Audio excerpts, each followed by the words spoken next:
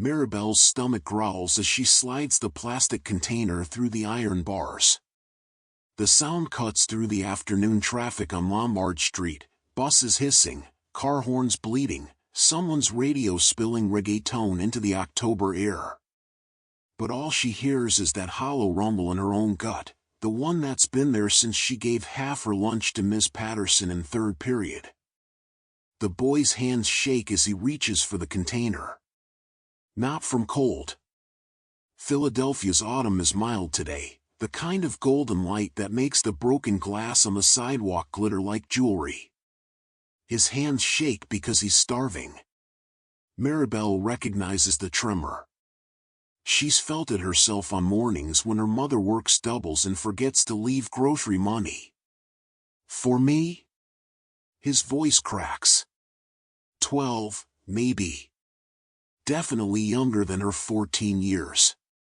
She nods, fingers still gripping the container's edge through the fence. The black iron is cold, rough with rust. St. Helena's Ironworks closed 3 years ago, leaving nothing but this cage of metal bars and the weeds pushing through cracked concrete. For you, she says. He doesn't grab it. Just stares like the turkey sandwich inside might evaporate. Like kindness is a magic trick he's learned not to trust. Maribel's backpack digs into her shoulder. The straps are frayed, held together with safety pins. Her school uniform, white Oxford shirt, navy skirt, is clean but faded, washed so many times the fabric's gone soft and thin. She bought the shirt herself last year from the Goodwill on Passink Avenue. $3. The sleeves are too short now. You need to eat, she whispers.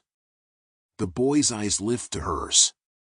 Pale gray, like dirty dishwater. His hoodie swallows his frame, black and 2 sizes too big, hood pulled low. But she can see his face. Gaunt. Cheekbones sharp as broken bottles. A bruise yellowing beneath his left eye. Behind him, the abandoned factory looms. Brick walls tagged with graffiti, South Philly never sleeps. Someone's phone number. A bleeding heart. The windows are boarded up, plywood weathered to silver. This is where he sits. Every single day. Maribel noticed him 3 weeks ago. Just a shadow at first, hunched in the corner where the fence meets the loading dock. Then a shape. Then a person. Then this boy, who never begs, never speaks, just watches the world pass with the patience of someone who's learned that hope is expensive. The first week, she walked by. Pretended not to see. The second week, she slowed down. Made eye contact once. Regretted it immediately when his hollow eyes followed her for an entire block. The third week, yesterday, she packed an extra sandwich. Now he takes the container. His fingernails are black with dirt. The sandwich is gone in 4 bites. No savoring. Pure survival. He chews with his mouth closed, some fragment of manners still clinging to him despite everything. Maribel watches a woman across the street pull her daughter closer, away from the fence. Away from him. The little girl wears light-up sneakers. The kind Maribel wanted in 5th grade but never asked for because she knew the answer. What's your name? Maribel asks. The boy swallows.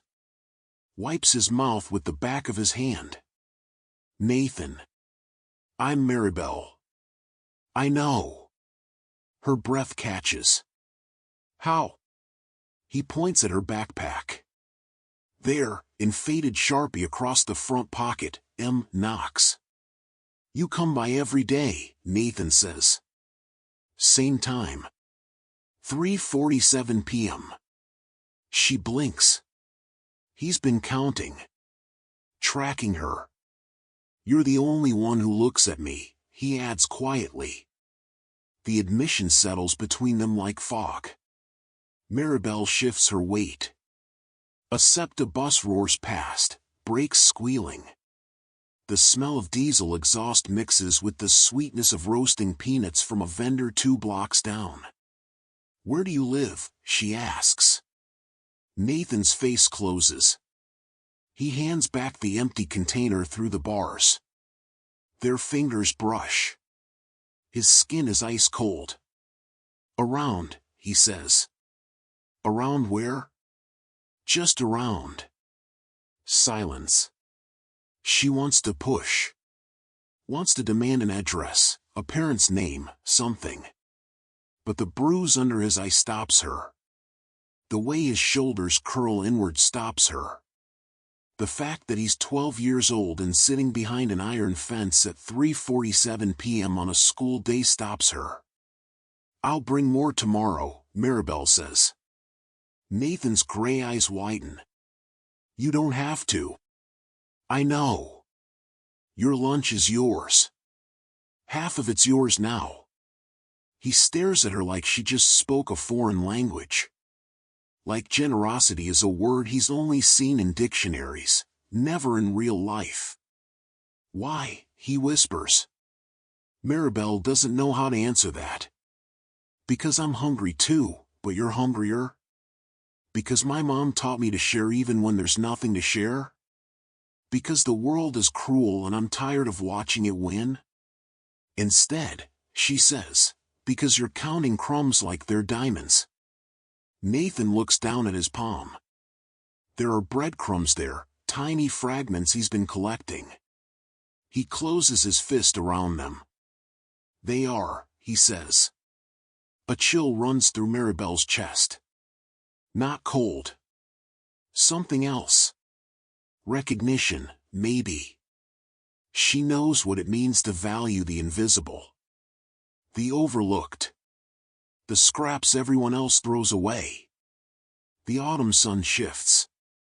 The light catches the iron bars, turning them bronze. Nathan sits cross-legged now, shoulders relaxed for the first time since she arrived. Almost peaceful. Maribel turns to leave. "Maribel?" She stops. Looks back. Nathan's voice is small, barely audible over the traffic. "Thank you." 2 words. But they land like a promise. She nods. Walks away. Her stomach still growls, louder now, angry at being ignored. She presses a hand against it, keeps walking. At the corner of 4th and Lombard, she glances back. Nathan is standing now, hands wrapped around the iron bars, watching her. Even from this distance, she can see his lips moving. Counting something. Not crumbs this time. Steps, maybe. The distance between them. When Maribel gets home, the apartment smells like bleach and yesterday's cooking. Her mother's work uniform, navy blue scrubs, hangs on the bathroom door, still damp. There's a note on the counter. Double shift. Leftovers in fridge. Love you, Mama. Maribel opens the fridge. 1 Tupperware container. Rice and beans. Enough for 1 meal, maybe 2 if she stretches it. She closes the fridge. Her stomach growls again. Tomorrow, she'll split her lunch with Nathan. And the day after that. And the day after that. Because someone is watching her acts of kindness through the fence. And she doesn't know it yet, but those acts are about to rewrite 2 lives in ways neither of them can imagine. November brings rain. Cold, relentless rain that turns Philadelphia's streets into rivers of brown slush. Maribel's sneakers are soaked by the time she reaches the fence. Her socks squish with every step. The plastic container rattles in her backpack, half a peanut butter sandwich and an apple inside. Nathan is already there. Waiting. He's wearing the same black hoodie, but now there's a trash bag wrapped around his shoulders like a poncho. Water drips from his hair. His lips are faintly blue. You came, he says. I come every day. In the rain? Maribel shrugs. Slides the container through the bars. You're here in the rain. Nathan takes it. His hands aren't shaking today. Or maybe they are, but from cold instead of hunger. It's hard to tell. He eats slowly this time. Savoring. Like he's learned that she'll return, so he doesn't need to panic. How long have you been out here? Maribel asks. Since morning. It's been raining since morning. I know. She watches him chew. Watches the rain plaster his hair to his forehead. Watches him shiver and pretend he's not shivering. Nathan, where do you sleep? He stops chewing. Swallows. Different places. Like where? Shelters. Sometimes the 24-hour laundromat on Washington.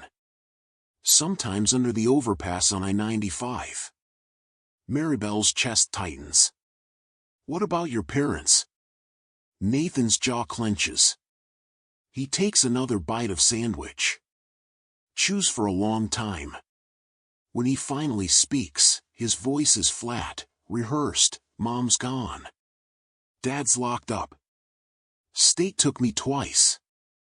I ran both times. Why'd you run? Because foster homes aren't homes. They're waiting rooms where nobody actually waits for you. The rain hammers harder. A woman hurries past with an umbrella, heels clicking. She doesn't even glance at the fence. How old are you? Maribel asks. 12. You? 14. You look older. I feel older. Nathan almost smiles. Almost. Yeah. Me too. They sit in silence. Well, Maribel stands. Nathan sits. The rain fills the space between them, drumming on metal, on concrete, on the trash bag poncho that's already tearing at the shoulder. What do you dream about? Maribel asks suddenly. Nathan looks up, surprised. What? Like, when you sleep. What do you dream about? He considers this. Wipes rain from his face. Food. Warm beds. Being invisible so nobody bothers me. He pauses. You?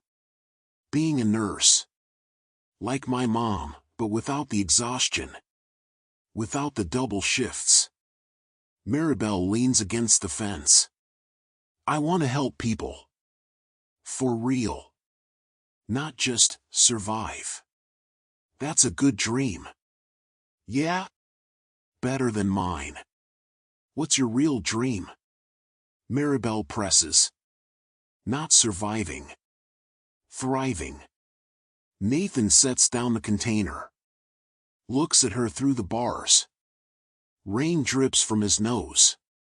His gray eyes are clearer today, less hollow. Or maybe she's just learning to see past the hunger. I want to be rich, he says. Maribel laughs. Not cruelly. Just surprised. Rich? Not famous. Not important. Just rich enough to never be cold again. Never be hungry again. Rich enough to eat breakfast, lunch, and dinner every single day without worrying. The simplicity of it breaks something in Maribel's chest. That's not too much to ask, she whispers. Feels like it is. She watches him finish the apple. Core and all. He doesn't waste anything. Even the seeds disappear. Maribel? Nathan's voice is quieter now. Almost shy. Yeah? Why do you keep coming? She's been asking herself the same question. Why does she wake up 20 minutes early to make an extra sandwich? Why does she skip breakfast 3 days a week so there's enough food to share? Why does she lie to her mother about eating lunch at school? Because you matter, she says finally. Nathan's face crumples. Just for a second. Then he rebuilds it, brick by brick, back into that careful mask of survival. Nobody's ever said that before, he whispers. Maribel's throat burns. She blinks hard, rain and tears mixing. Well, it's true. The container sits empty between them. Tomorrow, she'll bring it back full. And the next day. And the next. This is her routine now. Her ritual. Her rebellion against a world that taught her to look away. Nathan stands, trash bag poncho rustling. I should go. Shelter opens at 5. If I'm late, they fill up.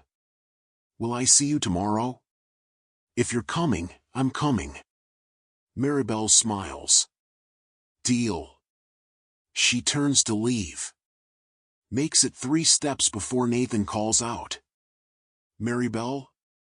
I'm gonna remember this. When I'm older. When things are different. I'm gonna remember you. She looks back.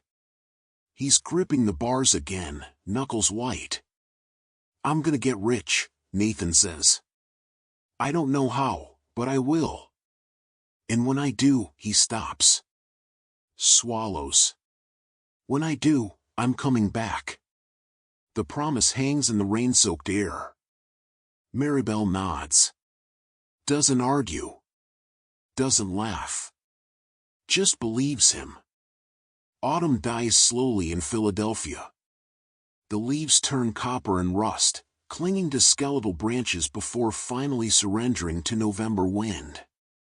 The air smells like smoke and dying things, that bittersweet scent of a season giving up. It's 6:15 p.m. on a Thursday when everything changes. Maribel arrives late. Her mother had a doctor's appointment, something about her blood pressure, something Maribel isn't supposed to worry about but does anyway. The sun is already sinking, painting Lombard Street in shades of burnt orange and violet. Nathan is still there. He's standing this time, pacing inside the fence like a caged animal. When he sees her, he stops. I thought you weren't coming, he says. I always come. It's late. I know. I'm sorry. She passes the container through. Turkey sandwich, carrots, a small bag of chips she bought with the $2 she found in the school hallway. Nathan takes it but doesn't eat. Just holds it. You okay? Maribel asks. Nathan shakes his head. Social worker came by the shelter today. Maribel's pulse quickens. What did they say? That they're looking for me. That someone filed a report. That if I don't turn myself in, they'll find me anyway. Maybe that's good. Maybe. It's not good. Nathan's voice cracks. You don't understand. I've been in the system. It's worse than the streets. At least out here, I control my own life. You're 12, Nathan. You're sleeping under overpasses. And I'm still alive. The words land like stones. Maribel's throat tightens. She wants to argue, wants to tell him that adults can help, that there are good foster families, that he deserves safety. But she knows the world he lives in. The one where promises break and help comes with conditions. How much time do you have? She asks. Nathan unwraps the sandwich. Takes a bite. Chews slowly, like he's memorizing the taste. Maybe a week. Maybe less. The sun dips lower. Shadows stretch across the cracked pavement. A cat yowls somewhere in the distance. The city hums with rush hour traffic, but here, in this forgotten corner by the fence, Everything feels suspended. I'm scared, Nathan admits. Not of being hungry. I'm used to that. I'm scared of forgetting. Forgetting what? This. He gestures between them. You. That someone cared when they didn't have to. Maribel steps closer to the fence. The iron bars are cold against her palms. You won't forget. How do you know? Because I won't let you. Nathan's eyes glisten. He sets down the sandwich, moves to the fence until they're face to face, only metal between them. This close, she can see everything, the freckles scattered across his nose, the scar on his chin, the way his pupils dilate in the fading light. I'm gonna get out, Nathan whispers. I'm gonna survive this. And when I'm older, when I'm rich and safe and everything I'm not now, I'm coming back for you. Maribel's breath catches. Nathan. I'm serious. His hands grip the bars next to hers, fingers close enough to touch. I'm gonna marry you, Maribel knocks. She laughs. Can't help it. The sound bursts out, half shock, half joy. You don't even know me like that. I know enough. I know you're the only person who sees me. Who feeds me. Who asks about my dreams. Nathan's voice steadies. I know you're the best person I've ever met. And I know that if I don't make this promise right now, I'll regret it for the rest of my life. The streetlights flicker on. One by one, harsh yellow pools of light cutting through the purple dusk. Maribel's heart hammers. This is insane. He's 12. She's 14. They're kids playing at adult promises. But something in his voice, something ancient and certain, makes her believe. Then you better hurry up and get rich, she says softly. Nathan grins. Actually grins. The first real smile she's ever seen on his face. It transforms him. Makes him look his age instead of 40. I promise, he says. When I'm rich, I'll come back. I'll find you. And I'll keep this promise. Maribel's eyes burn. Okay. Say you'll wait. Nathan. Please. Say it. She exhales. The autumn wind picks up, scattering leaves across the sidewalk. Somewhere, a church bell rings. 7 chimes. Her mother will be home soon, wondering where she is. I'll wait, Maribel whispers. Nathan closes his eyes. Relief washes over his face. Thank you. They stand there as darkness falls. The fence between them. The city around them. 2 kids holding onto a promise that logic says will never survive. But promises aren't built on logic. They're built on desperate hope. Finally, Maribel steps back. I should go. Yeah. Me too. Neither moves. Nathan? Yeah? Don't forget to eat the sandwich. He laughs. A real, genuine laugh that makes him sound 12 again. I won't. Maribel walks away. At the corner, she turns back one last time. Nathan is still at the fence, watching. He raises one hand. A small wave. She waves back.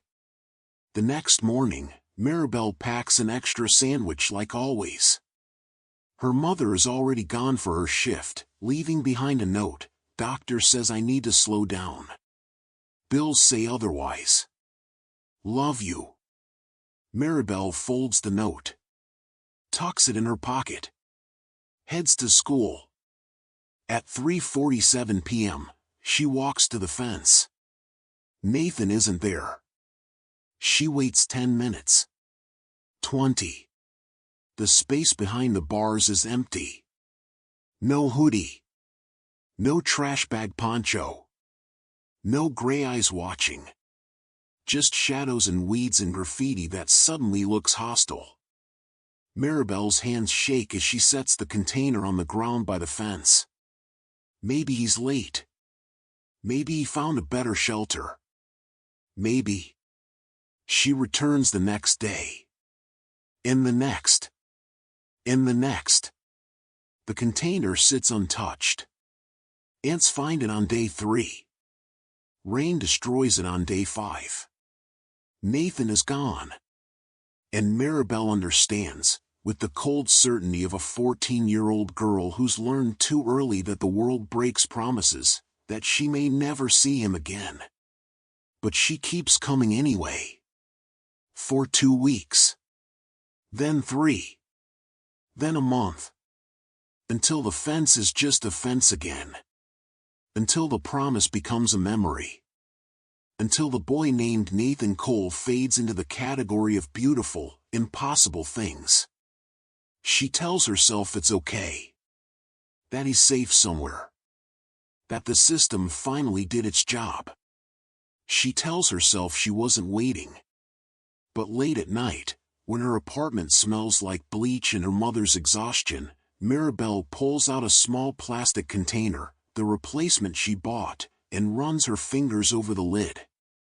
And wonders if promises can survive 20 years.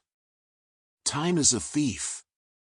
It steals slowly at first, days bleeding into weeks, weeks into months, until suddenly you're 23 years old and the girl who fed a starving boy through an iron fence feels like a character from someone else's story.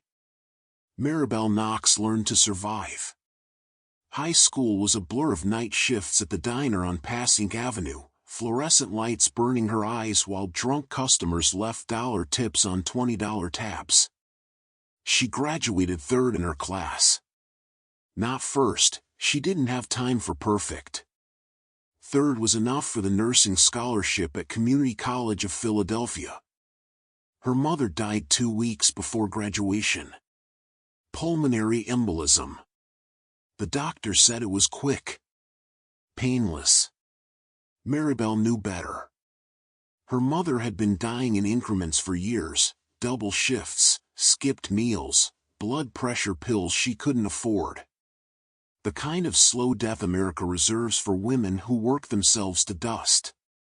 Maribel scattered her ashes in the Schuylkill River. Alone. Because there was no one else. The fence was still there when she walked past it that day. Rusted.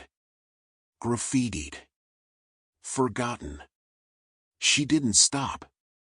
College swallowed her whole. Anatomy, pharmacology, clinical rotations where she learned that saving lives meant drowning in paperwork and insurance codes. She graduated with honors and debt. $43,000 for the privilege of earning $32 an hour. She married at 25. A mistake disguised as stability. Marcus worked construction, drank beer on Sundays, never hit her but never really saw her either. The marriage lasted 3 years before dissolving quietly over separate bank accounts and incompatible silences. No kids. No house. No dogs or white picket fences. Just Maribel, alone again, renting a narrow row house in Queen Village with walls so thin she could hear her neighbor's television through the plaster. At 34, she works night shifts at Jefferson Hospital. Cardiac ICU. The kind of floor where people come to die slowly or leave quickly. She's good at her job. Efficient. Compassionate in measured doses. The patients love her. Her colleagues respect her. Her supervisors tolerate her habit of giving granola bars to homeless people who wander into the ER. She volunteers at the food pantry on weekends. Our Mother of Sorrows Church on Christian Street, handing out canned goods and expired bread to families who remind her of her own childhood. She doesn't tell anyone why. Doesn't explain the plastic containers she keeps in her car, always ready. Some compulsions don't need explanations. They just need honoring. Friday, November 13th. A cold rain hammers Philadelphia. Maribel finishes a double shift at 7 a.m., her scrubs stained with someone else's blood, her feet screaming inside cheap sneakers. She drives home. Showers. Collapses into bed. Her phone buzzes at 2 p.m. She ignores it. Buzzes again. And again. Groaning, Maribel reaches for it. Unknown number. Unknown number, is this Maribel Knox? She frowns. Scam, probably. She deletes it. 3 minutes later. Unknown number, you once told a boy to hurry up and get rich. Maribel's breath stops. Her hands tremble as she sits up, staring at the screen. The room spins. Rain pounds against the window. Her heart pounds against her ribs. No. It can't be. 20 years. She types slowly, fingers shaking. Maribel, who's asking? The 3 dots appear. Disappear. Appear again. Maribel counts her heartbeats. 14. 15. 16. Unknown number, Nathan Cole. I kept my promise. The phone slips from her hands. She doesn't remember standing. Doesn't remember crossing the room. But suddenly she's at the window, staring out at the rain-soaked street, chest heaving. Nathan. Alive. The boy behind the fence. The promise through the bars. The turkey sandwiches and the gray eyes and the voice that said I'm gonna marry you like it was prophecy instead of fantasy. Her phone buzzes again. Unknown number, can we meet? Tomorrow. 6 p.m. Front Street Pier. Maribel's vision blurs. She presses her forehead against the cold glass. The rain distorts the street below, turning headlights into smears of color. She should say no. Should block the number. Should protect herself from whatever this is, scam, delusion, ghost. Instead, she types. Maribel, how do I know it's really you? 30 seconds. 45. Then. Unknown number, you gave me half your lunch for 3 months. Turkey sandwiches on Thursdays. You wore safety pins in your backpack straps. You dreamed of being a nurse like your mother, but happier. And you told me promises aren't built on logic. They're built on desperate hope. Maribel slides down the wall, phone clutched to her chest. He remembers. Everything. She cries for the first time in 6 years. Not pretty tears. Ugly, gasping sobs that shake her entire body. For the boy who vanished. For the girl who waited. For the 20 years of silence that just shattered. When she can breathe again, she types. Maribel, 6 p.m. I'll be there. Unknown number, thank you. I'll explain everything. Maribel doesn't sleep that night. She paces. She cleans. She pulls out the plastic container she still keeps, the replacement from 20 years ago, washed but never used, and sets it on her kitchen counter. Evidence that some part of her never stopped waiting. At 5:30 p.m. on Saturday, she stands in front of her closet. What do you wear to meet a ghost? A memory? A promise you never actually believed would return? She chooses simple, jeans, black sweater, her mother's old coat. The one that still smells faintly of bleach and laundry detergent. The drive to Front Street Pier takes 12 minutes. She parks. Sits in her car. Watches the Delaware River churn, dark and angry under the cloudy sky. 6:02 p.m. 6:05 p.m. At 6:08 p.m., she steps out. The pier is nearly empty. A jogger passes. A couple argues near the railing. The wind off the water cuts through her coat. And then she sees him. Tall. Maybe 6'2". Clean-cut hair, dark and neatly trimmed. Expensive coat, cashmere, she thinks. Confident posture. Hands in pockets. He's staring at the water, profile sharp against the city skyline. Maribel's feet won't move. This man looks nothing like the 12-year-old boy behind the fence.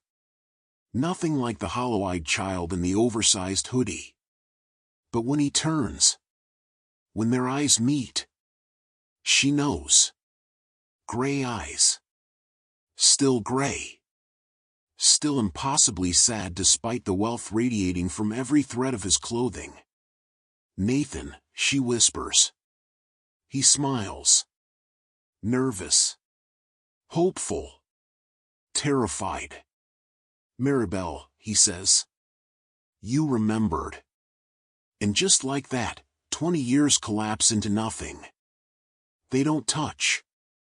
Not at first. They stand 3 feet apart on the pier, the Delaware River churning behind Nathan, the Philadelphia skyline glowing amber behind Maribel. The space between them hums with 2 decades of silence. You look, Nathan starts. Different, Maribel finishes. So do you.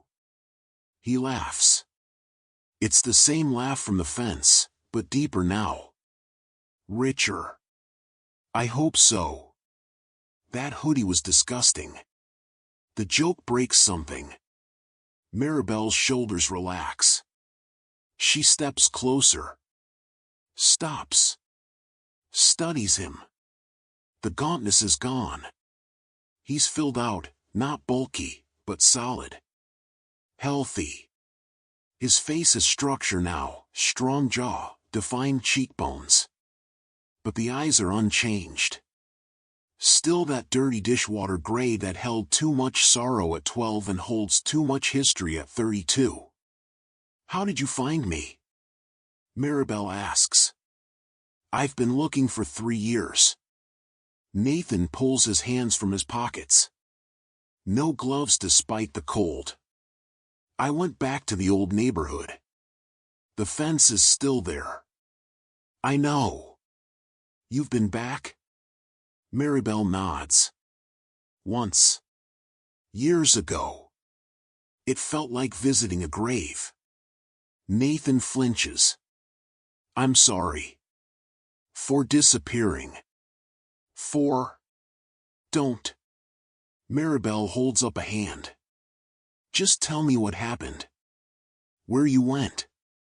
He exhales slowly. Fog curls from his mouth. Behind him, a cargo ship moves down the river, lights blinking. The social worker found me, Nathan says. November 17, 2006. I was at the shelter on Washington. They took me to a group home in Northeast Philly. I tried to run the first week. Made it as far as the Greyhound station before they caught me. Why didn't you come back to the fence? I wanted to. God, I wanted to. But they had me on lockdown. Supervised everything. I couldn't even make phone calls without permission. Nathan's jaw tightens. And I didn't know your address. Your phone number. I only knew your name and that you went to school somewhere in South Philly. Maribel's chest aches. You could have found me. I was 12. In state custody. How? The truth of it settles. She'd been so angry for so long, but he's right. What could a 12-year-old in the system actually do? What happened next, she asks. Nathan walks to the railing. Grips it. Maribel follows, standing beside him. Their shoulders almost touch. Foster home, Nathan continues. The Hartleys in Chestnut Hill. They were okay. Not warm. Not cruel. Just okay. I stayed until I was 18. He pauses. There was a teacher. Mr. Chen. AP Calculus. He saw something in me. Helped me apply to scholarships. I got into Boston University. Full ride. Boston, Maribel breathes. Yeah. For years there. Computer science degree. I was good at it. Really good. By junior year, I had 2 internships. One at a startup called VidSync. I've heard of that. Nathan smiles slightly. Everyone has now. Back then, it was 4 guys in a Cambridge apartment trying to build a video compression algorithm. I joined as an intern. Became employee number 12. When Google acquired us in 2017, I walked away with enough money to never worry again. The numbers click in Maribel's brain. Google acquisitions. Tech startups. Millions. Maybe tens of millions. You did it, she whispers. You got rich. I kept my promise. Half of it. Nathan turns to her. The other half is why I'm here. Maribel's pulse quickens. The wind picks up, whipping her hair across her face. She brushes it back. Nathan, that was kids talking. We were children. You don't know me. I owe you everything. The words land hard. Final. You saved my life, Nathan says. Not metaphorically. Literally. I was dying on that street. Starving. Freezing. Disappearing. And you saw me. His voice cracks. You fed me when you were hungry yourself. You talked to me when everyone else looked away. You gave me something to hope for. I just shared my lunch. No.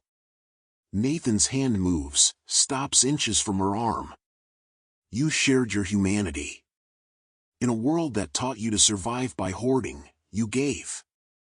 That's not nothing, Maribel. That's everything. Tears prick her eyes. She blinks them back. So what now? You came back to say thank you? I came back because I've been in love with you for 20 years. Maribel's breath stops. Nathan continues, words tumbling out. I know that sounds insane. I know I don't actually know you. Not the adult you. But the girl behind the fence, the one who chose kindness when kindness cost her, that girl is burned into my soul. And I needed to see if she's still there. Maribel stares at him.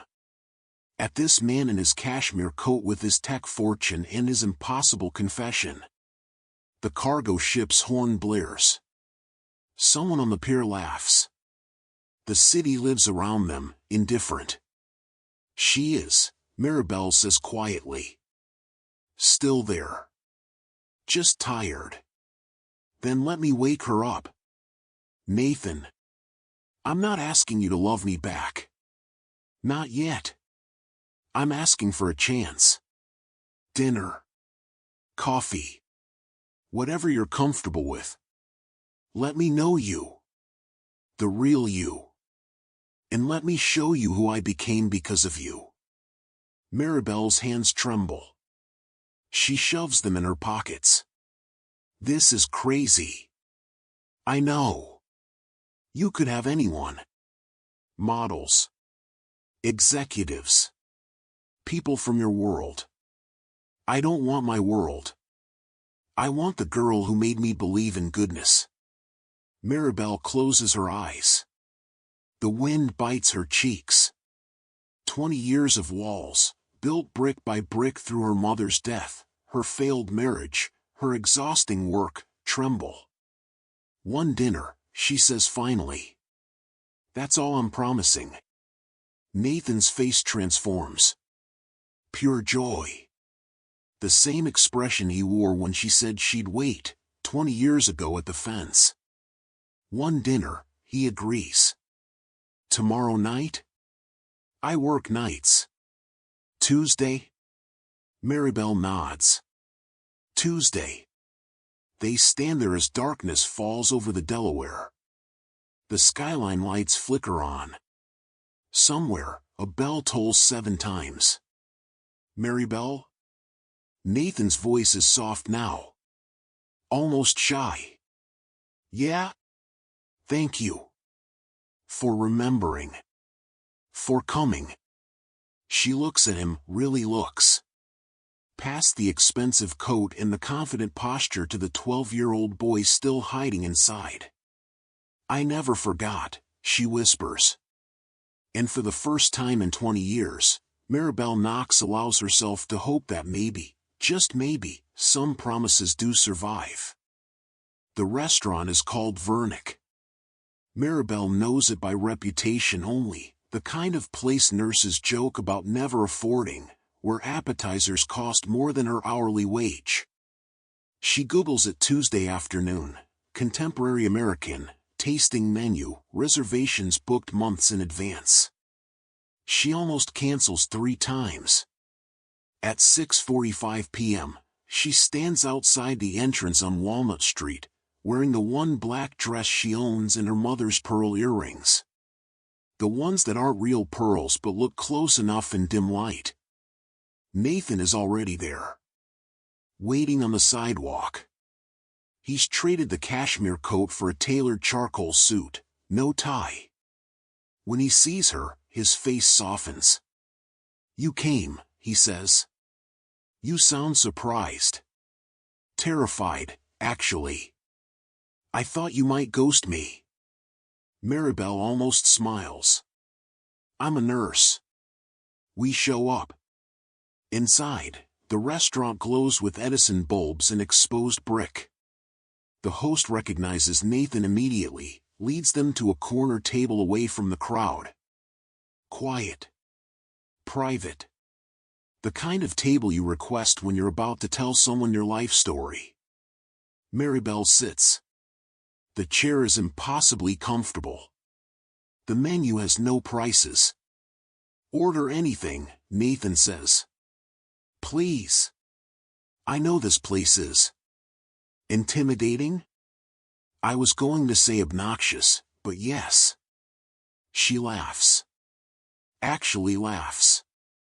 The sound surprises her. Why here? Because I wanted our first real conversation to be somewhere beautiful. Somewhere that matches what I remember. Nathan's fingers drum the table. Nervous. But if you'd rather go somewhere else. It's fine. Just different from the fence. Everything's different from the fence. They order. Maribel chooses the roasted chicken because it's the most normal thing on the menu. Nathan orders the same. Solidarity, he says. Wine arrives. She takes one sip and sets it down. Needs to stay sharp. Needs to understand what's happening. Tell me about you, Nathan says. 20 years. Go. That's a lot of years. I have time. So Maribel talks. Hesitant at first, then flowing. High school. The diner. Her mother's death. Nursing school. Marcus and the divorce that barely left a scar because there was so little to scar over. Her work at Jefferson. The food pantry. Nathan listens like every word matters. Asks questions.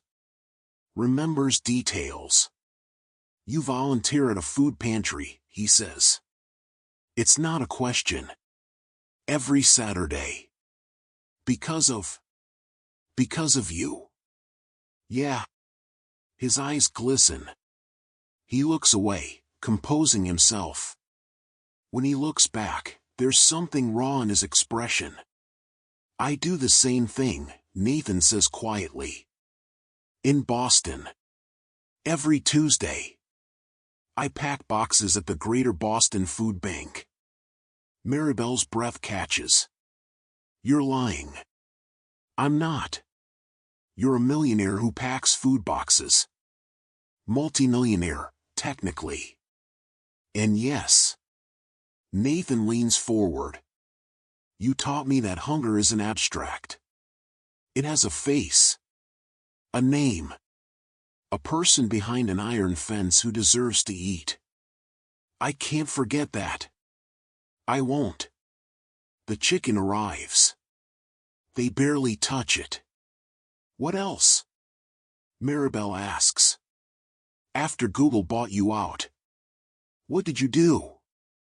Nathan's expression shifts. Guarded now. I searched for you. You said that. I mean, I hired people. Investigators. I had 3 names, Maribel Knox, M. Knox, and the girl from South Philly. That was it. He exhales. I went back to the old neighborhood in 2018.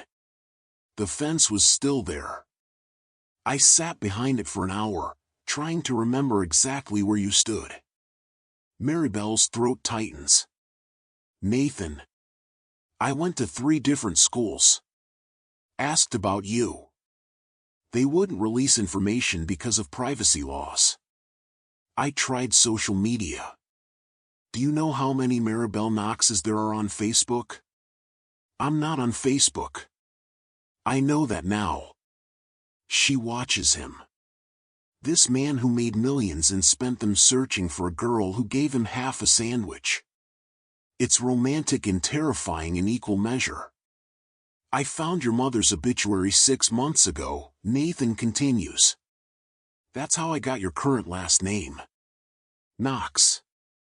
Not married anymore. Then I cross-referenced nursing licenses in Pennsylvania and found you at Jefferson. You could have just shown up. And say what? Hi, remember me from 20 years ago? I'm rich now, marry me? Nathan shakes his head. I needed to do it right. The text. The peer. Giving you a choice. Maribel sets down her fork. This is a lot, Nathan.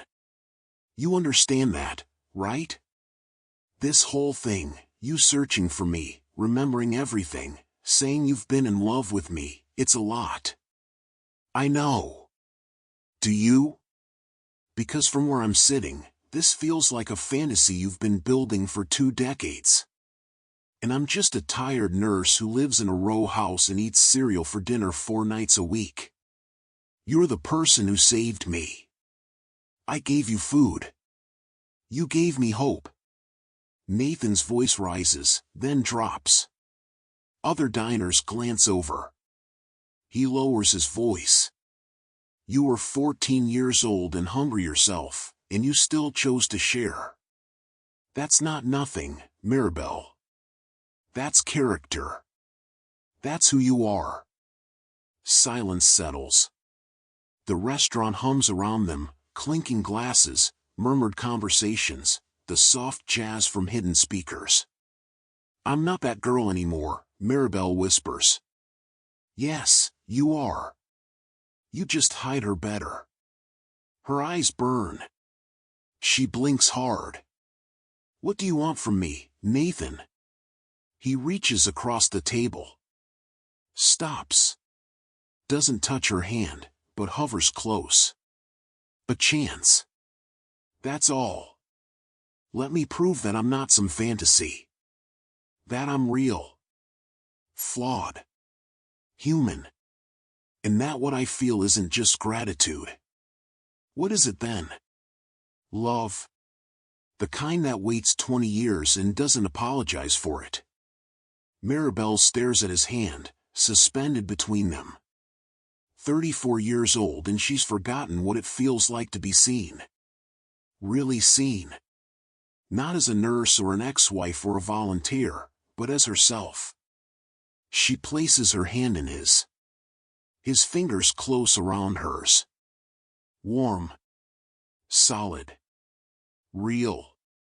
Okay, she says. Tell me something true. Something you've never told anyone. Nathan doesn't hesitate. I keep a photo of a fence in my wallet. It's from Google Street View, grainy and terrible.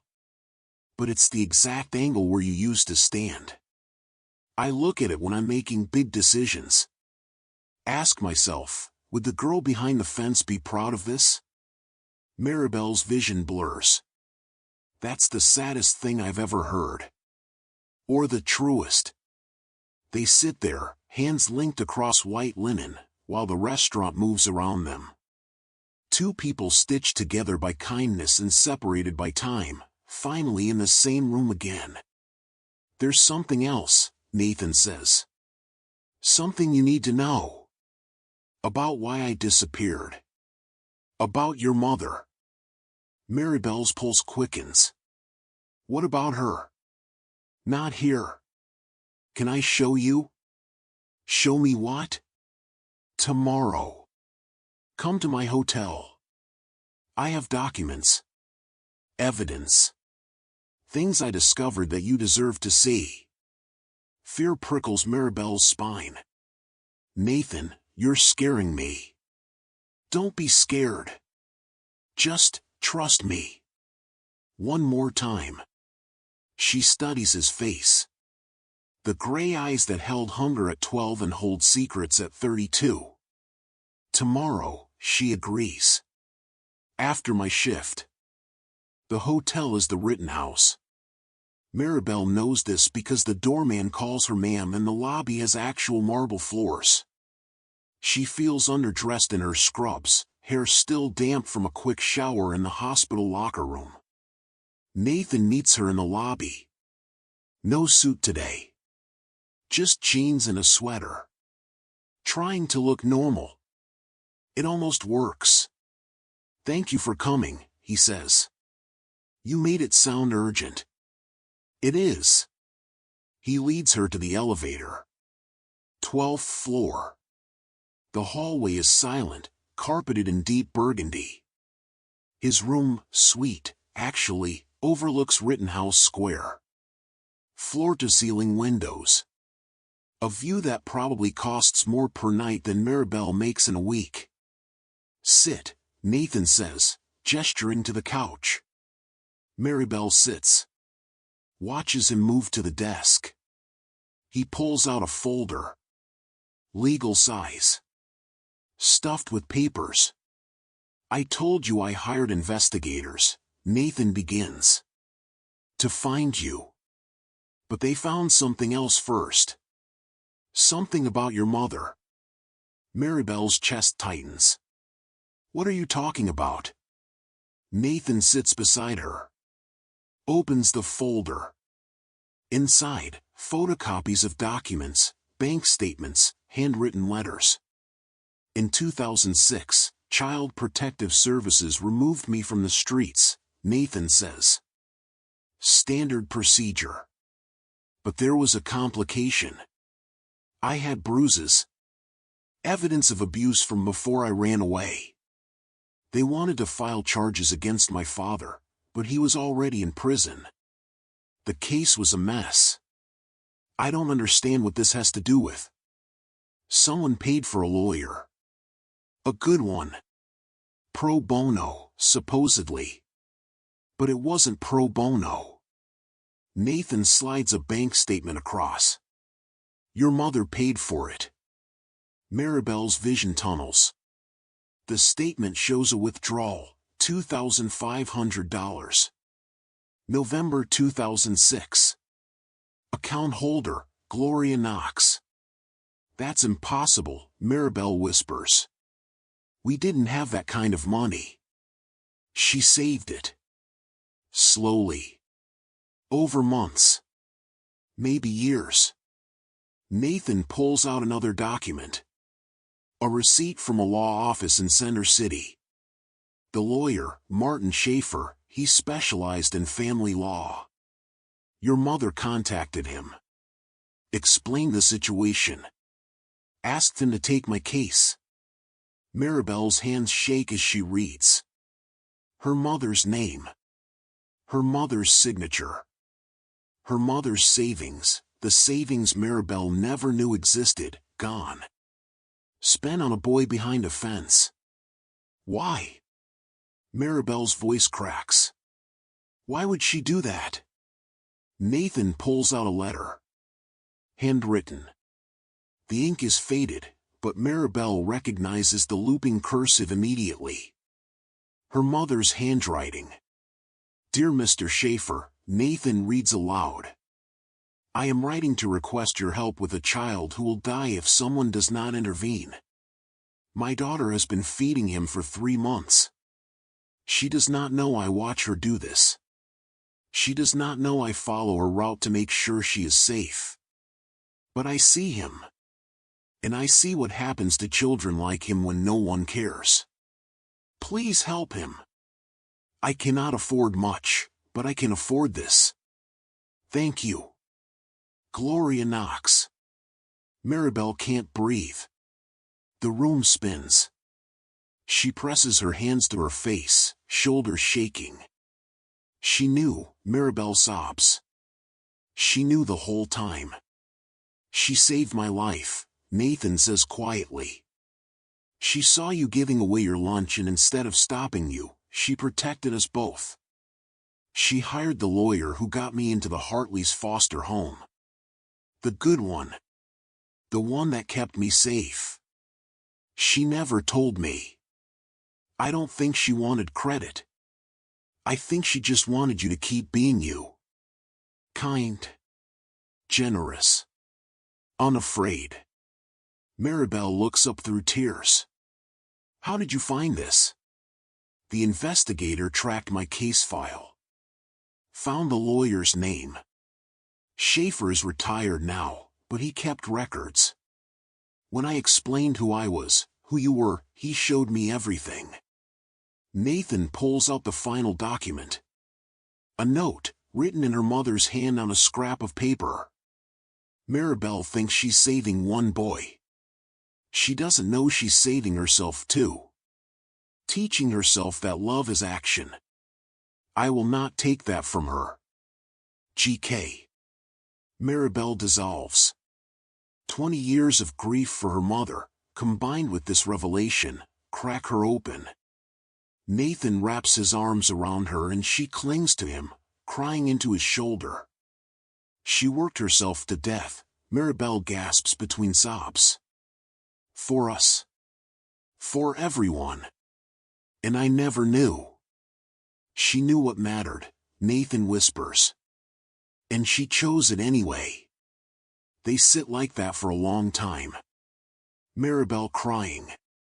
Nathan holding her. The city glowing outside the window. Finally, Maribel pulls back. Wipes her eyes. I'm angry at her.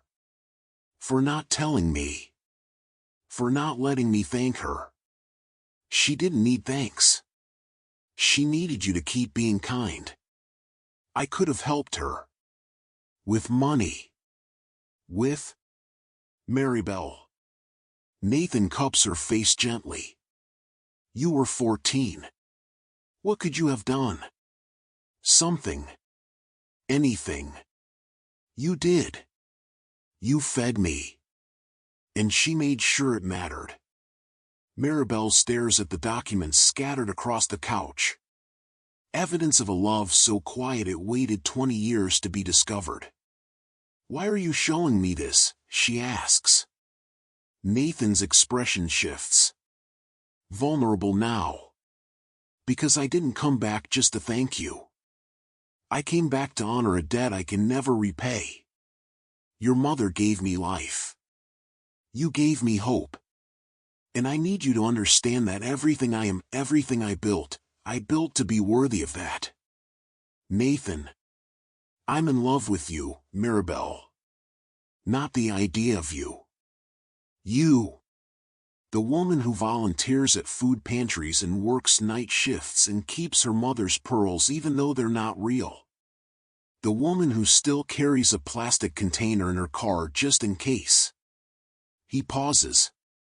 I've been in love with you since I was 12 years old. And I'll be in love with you when I'm 80. Maribel's breath stops. I'm not asking for an answer now, Nathan continues. I'm just asking you to believe that this is real. That I'm real. And that some promises are worth keeping. She looks at him. This man who waited 20 years. Who searched and remembered and carried a photo of a fence. Who sits in a luxury hotel holding documents about her dead mother because he needed her to know the truth.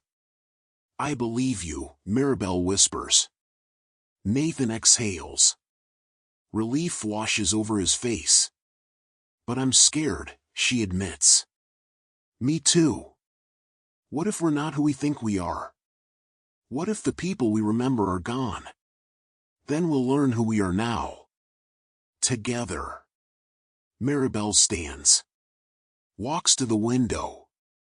The square below is full of people, jogging, walking dogs, living ordinary lives. She presses her palm to the glass. My mother died thinking I never knew what she did, Maribel says quietly. She died knowing she raised someone who chooses love over logic. That's not nothing. Maribel turns. Nathan is standing now, hands in pockets, giving her space. I need time, she says. To process this. To understand what it means. Take all the time you need. But I'm not saying no. Nathan's face transforms. No? I'm saying, let's see. Let's try. Let's be terrified together and see what happens. He crosses the room in 3 strides. Stops inches from her. Can I hug you? She nods. He wraps his arms around her and Maribel realizes she's been cold for 20 years. That this warmth, this specific warmth, is what she's been missing. Thank you, Nathan breathes into her hair. For giving me a chance. Again. Maribel closes her eyes. Lets herself be held. And for the first time since her mother died, she feels like maybe, just maybe, she's not alone anymore. 3 months later, Philadelphia blooms into April. Cherry blossoms explode along the Schuylkill River Trail. The air smells like rain and fresh-cut grass. Maribel's row house fills with light through windows she actually cleaned for the first time in years. Nathan visits twice a week when he's in the city. They fall into a rhythm, Tuesday dinners, Saturday morning walks, late-night phone calls when she's on break during her hospital shifts. He is not what she expected. He's funnier. Self-deprecating about his wealth in ways that make her laugh. He forgets to eat when he's working, survives on coffee and granola bars. He reads mystery novels on his phone and cries during documentaries about climate change. He asks questions. About her patients. About her favorite foods. About the scar on her left knee from falling off a bike at 9 years old. He listens. You're not real, Maribel says one Saturday morning as they walk through Spruce Street Harbor Park. Nathan raises an eyebrow. Pretty sure I am. No one is this patient. This kind. This. In love with you? She flushes. Yeah. That. Nathan stops walking. They're near the waterfront, hammocks swaying empty in the morning breeze. Maribel, I waited 20 years. Why would I rush now? Most people would. I'm not most people. I'm the kid you saved. And I learned from the best. He takes her hand. They've been holding hands for 3 weeks now. It still sends electricity through her every time. What are we doing? Maribel asks quietly. What do you mean? This. Us. You fly to Philadelphia from Boston twice a week. You stay in expensive hotels. You take me to restaurants I can't pronounce. And for what?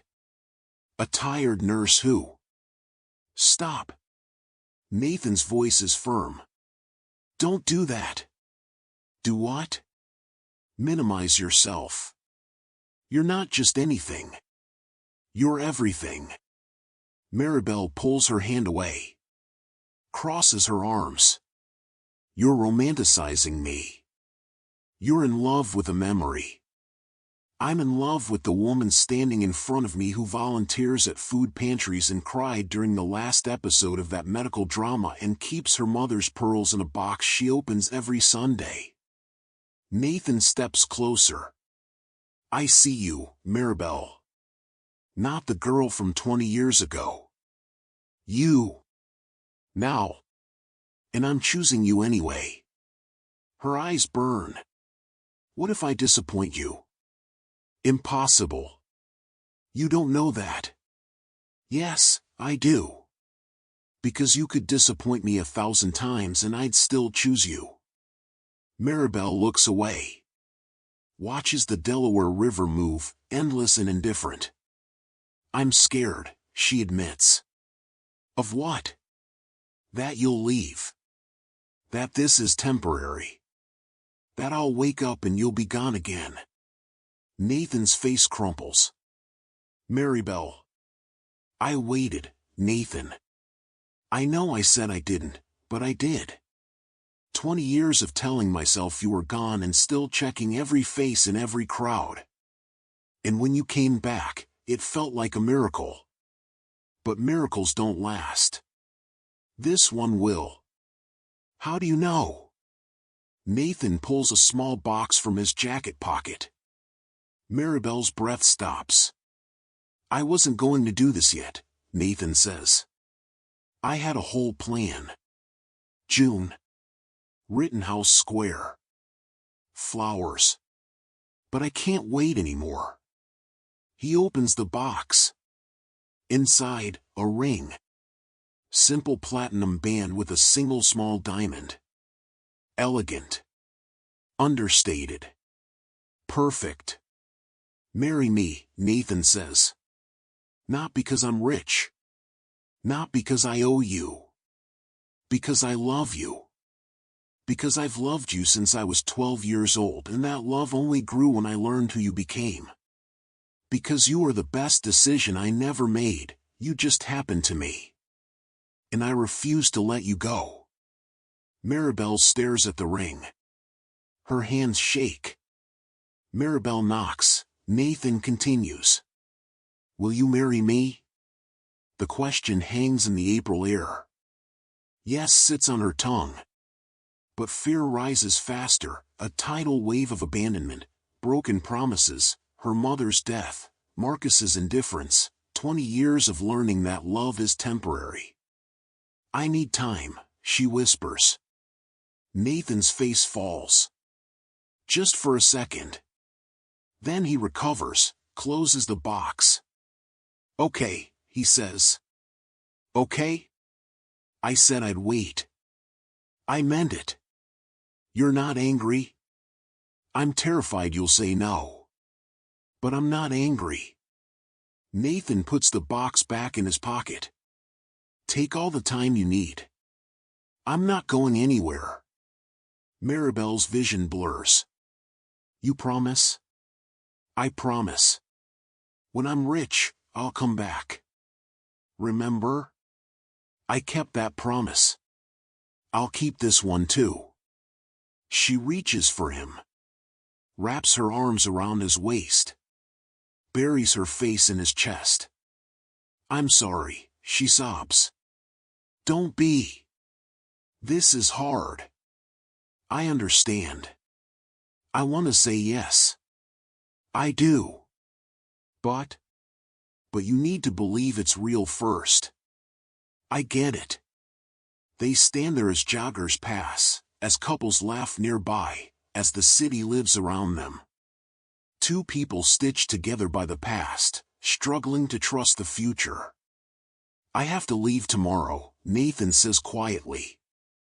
Business trip. San Francisco. 2 weeks. Maribel pulls back. 2 weeks? Board meeting. Investor presentations. Things I can't reschedule. He cups her face. But I'll call every day. And when I get back, we'll figure this out. Together. She nods. Can't speak. That night, Nathan texts her from the airport. Nathan, I meant every word. Take your time. I'm not going anywhere. Ever. I love you. Maribel stares at the message. Types and deletes 6 different responses. Finally settles on. Maribel, I love you too. Be safe. It's the first time she said it. And despite the fear, despite the hesitation, she means it. 6 months later, October returns to Philadelphia. The leaves turn copper and rust again, that familiar cycle of death and beauty. Maribel stands in the parking lot of our Mother of Sorrows church, watching a line of families stretch around the block. But this isn't the usual food pantry. This is different. The truck is massive, a mobile kitchen wrapped in bright blue with yellow lettering, Hope Through Hunger Foundation. Nathan stands beside it, wearing jeans and a foundation t-shirt, handing out hot meals to kids who remind Maribel of who he used to be. She watches him crouch down to eye level with a little girl, maybe 7. Listens to him ask her name. Watches him hand her a container of chicken and rice with the same reverence Maribel once handed him turkey sandwiches. The girl's mother cries. Nathan pretends not to notice. Just smiles and asks if they need extra. Maribel's chest aches with pride. 5 months ago, Nathan came back from San Francisco with a proposal. Not the marriage kind, though the ring still sits in his pocket, waiting. A different proposal. I want to start a foundation, he'd said over coffee in her kitchen. Youth hunger programs. Mobile kitchens. School partnerships. Everything I wish existed when I was 12. That's a lot of money, Maribel had said. I have a lot of money. And it's useless unless it matters. They'd spent weeks planning. Nathan handled logistics and funding. Maribel connected him with hospitals, schools, community organizations. They built it together, a foundation named after the iron fence where it all began. The launch happened 2 weeks ago. 3 trucks now run routes through Philadelphia, Camden, and Chester. Hot meals, toiletries, hygiene kits. Everything a hungry kid needs to survive another day. The media noticed. Local news covered it. Then regional. Then a segment on NPR about the tech millionaire fighting child hunger in his hometown. Nathan refused to do interviews at first. This isn't about me, he'd insisted. But Maribel convinced him. It's not about you. It's about them. Every kid who sees your story and realizes survival is possible. So Nathan talked. Told his story. The fence. The hunger. The girl who saved him. He never mentioned Maribel by name. Called her someone who taught me kindness when kindness cost her everything. But Maribel knew. And every person who met her afterward, volunteers, donors, families, they knew too. The way they looked at her. The quiet gratitude. Now, watching him with these families, Maribel understands what her mother meant. Love is action. Not words. Not promises. Not even feelings. Action. Nathan finishes distributing meals and walks over. His shirt is stained with sauce. His hair is messy. He looks exhausted and happy. "We fed 200 people today," he says. "I counted." "You were counting?" "Always." He grins. Leans against the truck beside her. "Your mom would have loved this." Maribel's throat tightens. "Yeah. She would've.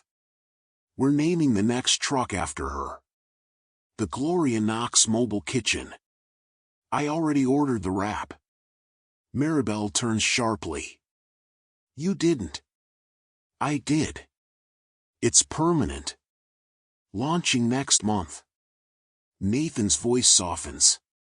"She saved me, Maribel. This is the least I can do." Tears slip down Maribel's face. She doesn't wipe them away. Nathan wraps an arm around her shoulders. They watch the families disperse, the line finally emptying as sunset paints the sky pink and orange. "I have to tell you something," Nathan says quietly. Maribel's pulse quickens. "What?" "I found something. About your mother. Something from her past."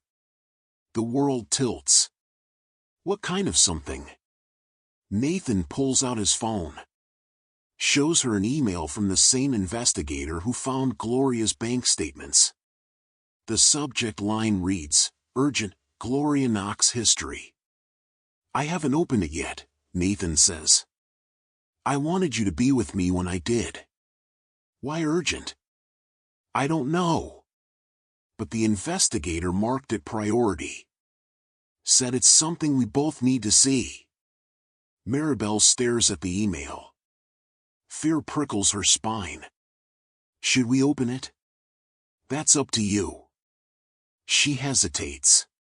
20 years after her mother's death and there are still secrets.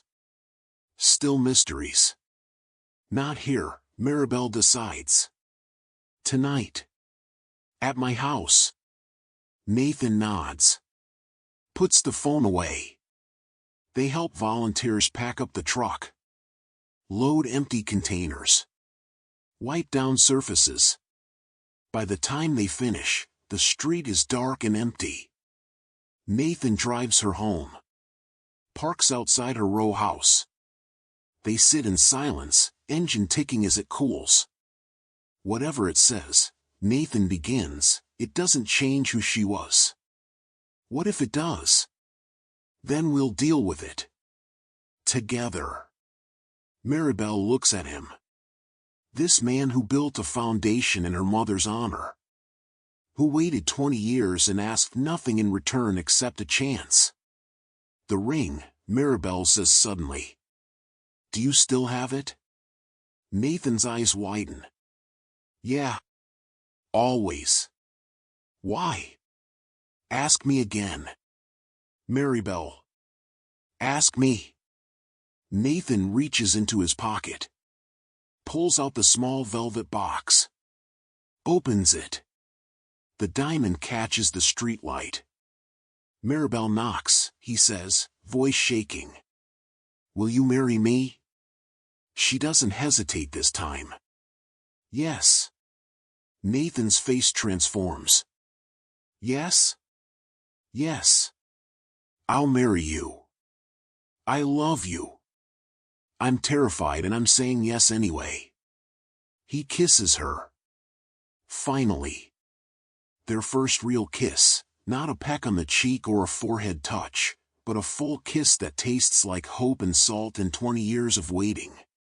When they pull apart, Nathan slides the ring onto her finger. It fits perfectly.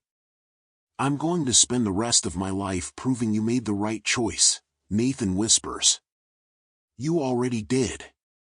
The trucks. The foundation. My mother's name on a kitchen. You did it." They sit there, hands linked, ring glinting. Later, inside her house, Nathan opens the email. And everything changes. The email contains 3 attachments. Nathan clicks the first one. A scanned document. Faded. Official looking. Certificate of birth. State of Pennsylvania. Child's name, Nathan Alexander Cole. Mother, Gloria Marie Knox. Father, unknown. Date, September 14, 1994. Maribel's vision blurs. No. That's impossible. Nathan stares at the screen, face drained of color. This can't be real. But Maribel's hands are already shaking because she's counting back. September 1994. Her mother would have been 26. Maribel was born in 1992. Which means the second attachment opens. An adoption certificate. Private adoption. Legal fees paid by Gloria Knox. Child placed with Margaret and Thomas Cole. Nathan's foster parents before they died. Before he ended up on the streets. She gave you up, Maribel whispers. She gave you up and then, she saved you. The third attachment is a letter. Handwritten. Gloria's handwriting. Nathan reads aloud, voice breaking. To whoever finds this. I gave my son to a good family because I could not care for 2 children alone. His father left before he was born. I kept Maribel because she was first. I gave Nathan because I loved him enough to let him have more than I could give. When the Coles died and he ended up on the streets, I did not reveal myself. How could I? What right did I have? I abandoned him. But when my daughter began feeding him, I saw God's hand. She was saving her brother and didn't know it. I could not tell her. It would destroy us both. So I did what I could. I paid for his lawyer. His safety. His future. If you are reading this, I am gone. Tell them the truth. Tell them I love them both. Tell them I'm sorry. Gloria Marie Knox. Silence fills the room. Nathan's face is white. Maribel can't breathe. We're siblings, Nathan whispers. Half-siblings, Maribel corrects automatically. Different fathers. I told you I loved you. I asked you to marry you. Nathan stands abruptly. Paces. Oh God. Oh God. Maribel's mind races. 20 years of memories reframing. The boy behind the fence. Her brother. Her mother watching them, keeping the secret, letting kindness happen anyway. She let us. Maribel can't finish the sentence. She let us fall in love, Nathan says flatly. She watched and didn't stop it. Maybe she didn't know we would. She knew. Nathan's voice cracks. She knew when she chose silence anyway. Maribel stands. Crosses to him. Nathan. Look at me. He turns. Eyes red. We didn't know, Maribel says. We can't undo what we feel. But we can decide what happens next. What happens next? Maribel, I'm your brother. I've been in love with my sister for 20 years. Half-brother. And you didn't know. That doesn't make it okay. Maribel's chest aches. The ring on her finger suddenly weighs 1,000 pounds. Take it back, she whispers. What? The ring. Take it back. Nathan's face crumples. Maribel. Please. Just take it.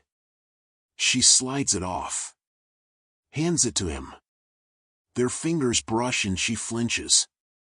Nathan pockets the ring. Steps back. I need to leave. I need to think.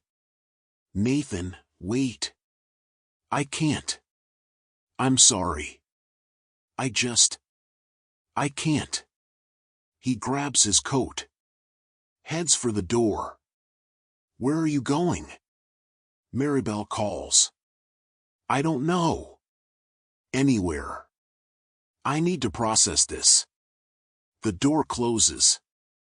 Maribel stands alone in her living room, surrounded by the wreckage of a revelation that just destroyed everything. Her phone sits on the coffee table. Silent. She picks it up. Opens Nathan's contact. Her thumb hovers over the call button. She sets it down. Hours pass. The city darkens outside her window. Street lights flicker on. The neighborhood settles into its nightly rhythm, distant sirens, someone's music thumping through walls, the endless hum of traffic on I-95. Maribel doesn't move. At 11:47 p.m., her phone buzzes. A text. From Nathan. She grabs it so fast she nearly drops it. Nathan, I'm at Front Street Pier. Where it started. I need to see you. Please. Her hands shake as she types. Maribel, I'm coming. She drives through empty streets, traffic lights blinking yellow. The pier is deserted when she arrives. Just Nathan, standing at the railing where they reunited 6 months ago. He turns when he hears her footsteps. His eyes are swollen. He's been crying. I can't do this, Nathan says without preamble. I can't walk away from you. I tried. I drove for 3 hours. Got as far as Trenton. Turned around. Maribel stops 5 feet away. Afraid to get closer. Nathan. I know what the documents say. I know what biology says. But I also know what my heart says. His voice breaks. And my heart says you're the person I love. The person I've always loved. Brother, stranger, whatever, it doesn't change that. That's not how this works. Then how does it work? We pretend the last 20 years didn't happen. We go back to being strangers. We let a secret our mother kept destroy us. She kept it for a reason. What reason? Fear? Shame? Control? Nathan's face contorts. She let me starve on the streets knowing I was her son. She watched you feed me through a fence knowing we were siblings. What kind of love is that? Maribel flinches. She was protecting us. From what? From this. From exactly this. The words echo across the water. Nathan steps closer. I don't care. You should. But I don't. Maribel, listen to me. We didn't grow up together. We don't share memories or family dinners or inside jokes. We're strangers who happen to share DNA. That's all. That's not all. That's everything. No. Everything is the fact that you saved my life. That I built myself into someone worthy of you. That we found each other again against impossible odds. That's everything. Maribel's vision blurs. We can't. Can't what? Love each other? Too late. I've been in love with you since I was 12. That doesn't stop because of a birth certificate. Society says. Society doesn't know our story. Nathan's voice rises. Society doesn't know that we met as strangers. That we fell in love without knowing. That our mother created this situation and then left us to deal with it. Silence. The Delaware River churns below them. Cold. Dark. Endless. I'm scared, Maribel whispers. Me too. What do we do? Nathan pulls something from his pocket. The ring. We decide who we are. Not who biology says we should be. Who we actually are. He holds it out. Maribel stares at it. At him. At the impossible choice. I can't marry you knowing this, she says. Then don't. Not yet.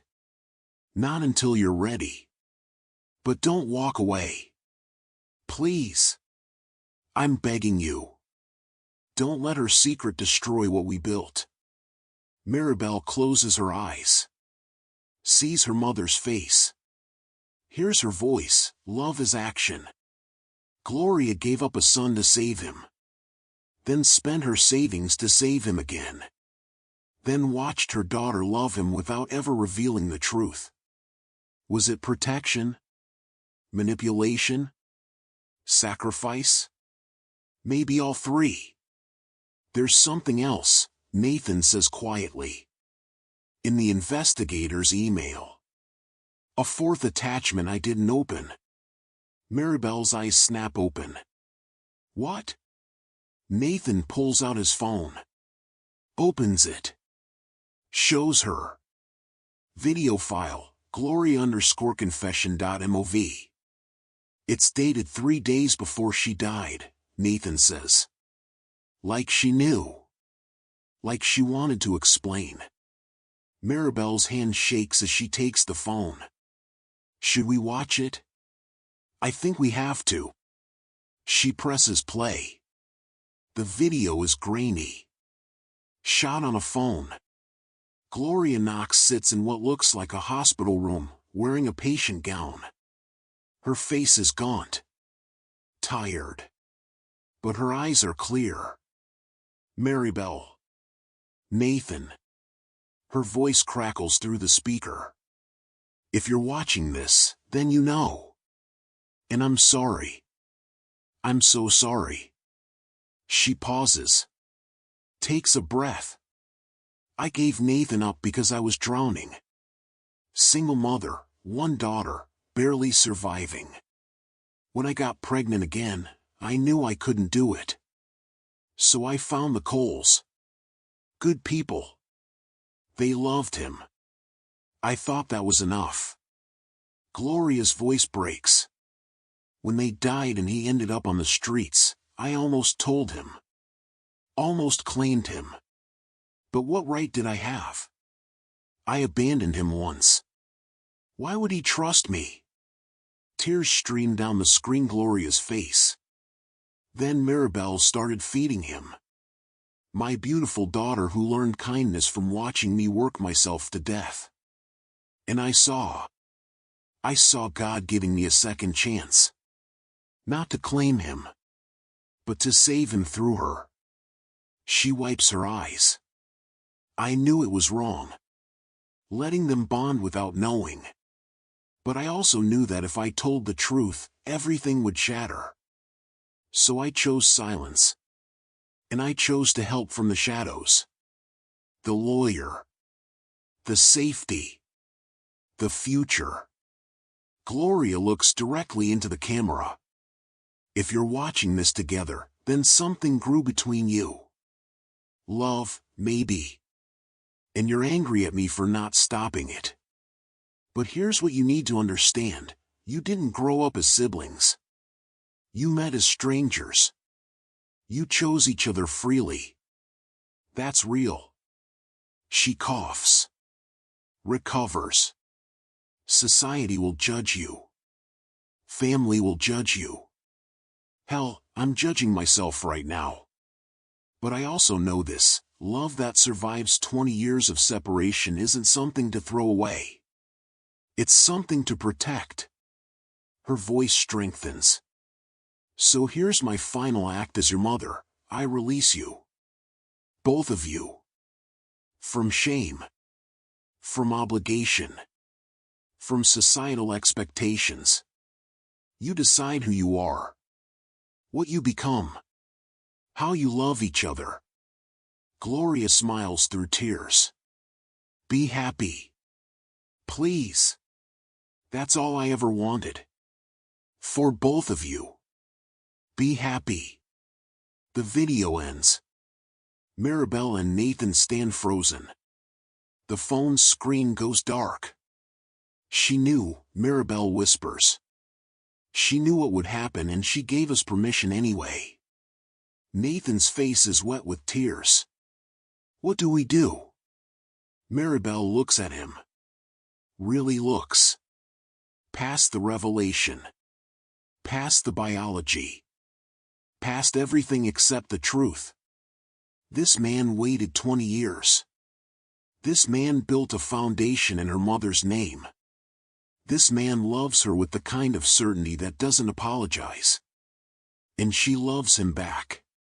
I don't know, Maribel says honestly. I don't know if this is right or wrong. I don't know what the world will think. I don't know if we're making a terrible mistake. But I know I don't want to lose you. Not again. Not ever. Nathan's breath catches. Maribel. Ask me, she whispers. What? Ask me again. One more time. Nathan's hands shake as he opens the ring box. The diamond glints in the pier lights. Maribel knocks, he says, voice breaking. Knowing everything we know. Despite everything. Because of everything. Will you marry me? She takes the ring from the box. Slides it onto her own finger. Yes, she says. Yes. 1,000 times yes. Nathan kisses her. Desperate. Relieved. Terrified. Hopeful. When they pull apart, Maribel rests her forehead against his. We can't tell anyone, she says. About the connection. Not yet. Maybe not ever. I know. We'll be judged. Condemned. Destroyed if the truth comes out. I know. And you still want this? Nathan cups her face. I want you. However I can have you. Whatever it costs. They stand there as the city sleeps around them. Two people stitched together by kindness, separated by biology, reunited by love that refuses to die. The secret sits between them now. Heavy. Dangerous.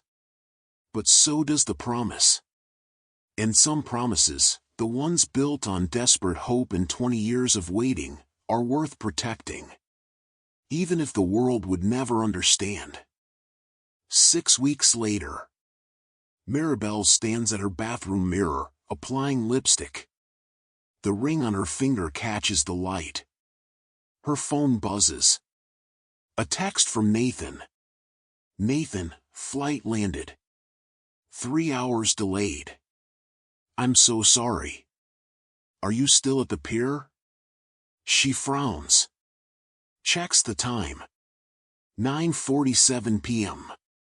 She's not at the pier. She's at home. They have no plans tonight. He wasn't supposed to return from San Francisco until tomorrow. She calls him. Straight to voicemail. A bad feeling crawls up her spine.